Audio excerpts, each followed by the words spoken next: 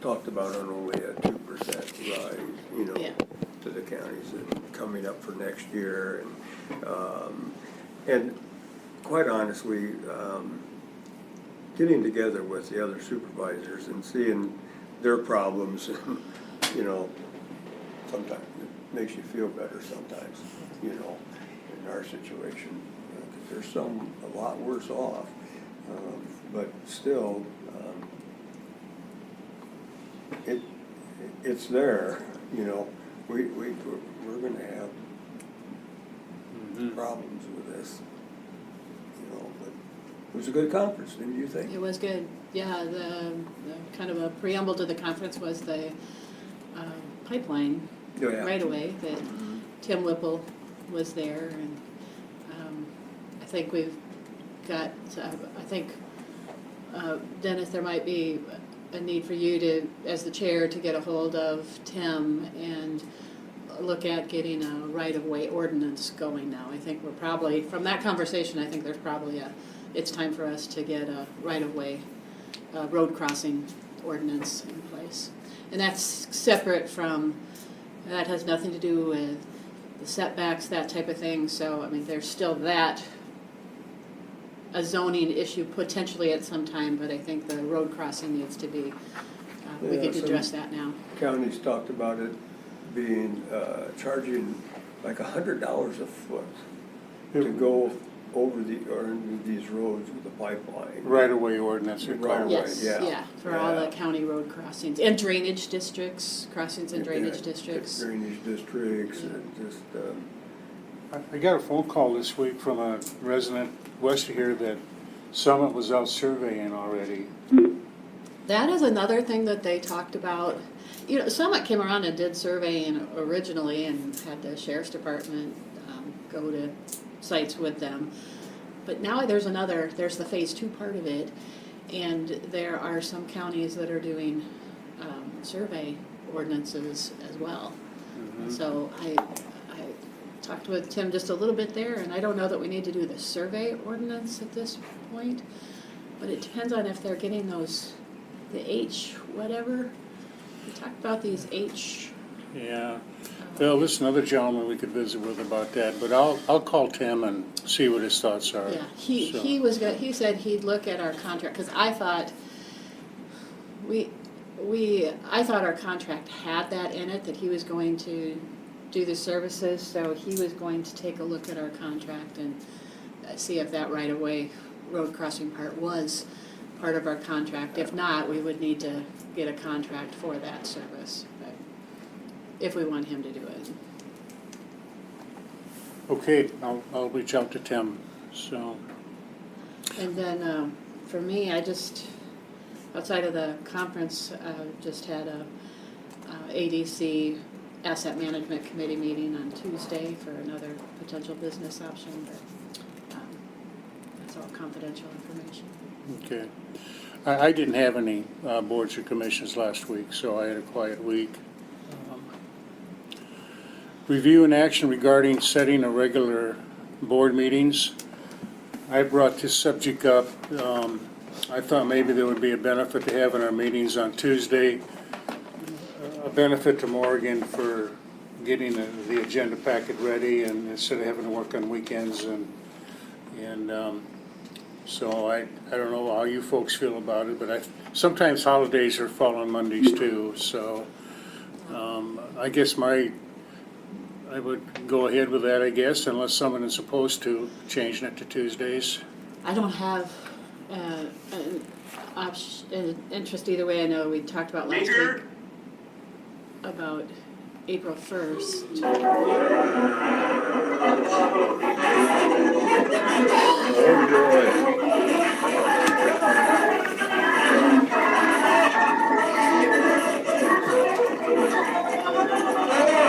I'm ending that meeting. You saw that. I heard that happened in Wright County last Monday. they did. Yep. Somebody hacked into I Yeah. mean, I guess, Disgusting. well.